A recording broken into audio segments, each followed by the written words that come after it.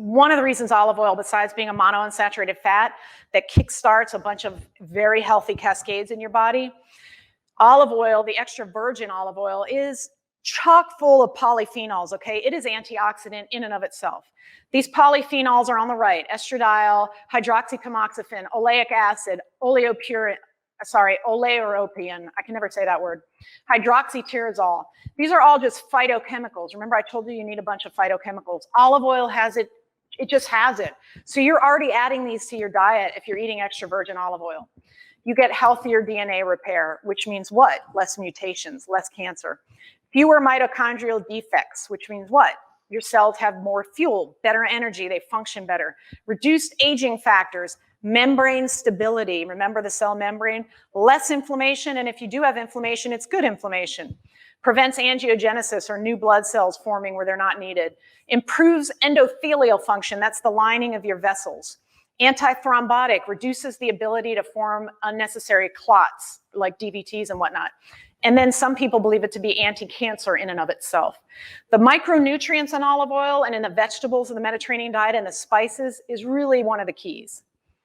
Okay, so again, olive oil, super chock full of micronutrients. In fact, up to 1,000 milligrams per kilogram of olive oil is just polyphenols. And phenols are one of the subclasses of the phytochemicals. Okay, there's terpenoids, there's monoterpenoids, triterpenoids, there's antithiacins, there's phenols. So we're full of phenols, okay? These prevent oxidation of the oil in and of itself. So you know how some oils get rancid? Well, that's the oil oxidizing. That means the oil has oxidized itself and become that oxidized oil that we don't want in our bodies. The extra virgin olive oil doesn't do that, because it's already got a bunch of antioxidants in it. And in fact, that makes it safer to cook with, assuming you never hit the smoke point. And it reduces your membrane susceptibility to peroxidation, peroxidation is when the membrane becomes damaged and releases those electrons, those free radical species, and oxidative stress. So basically, olive oil is actually more efficient in reducing oxidative stress in the body than corn or fish oil.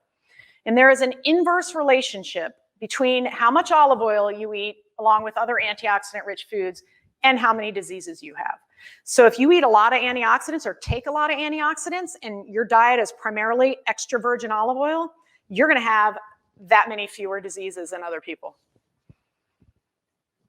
So how does it reduce the stress?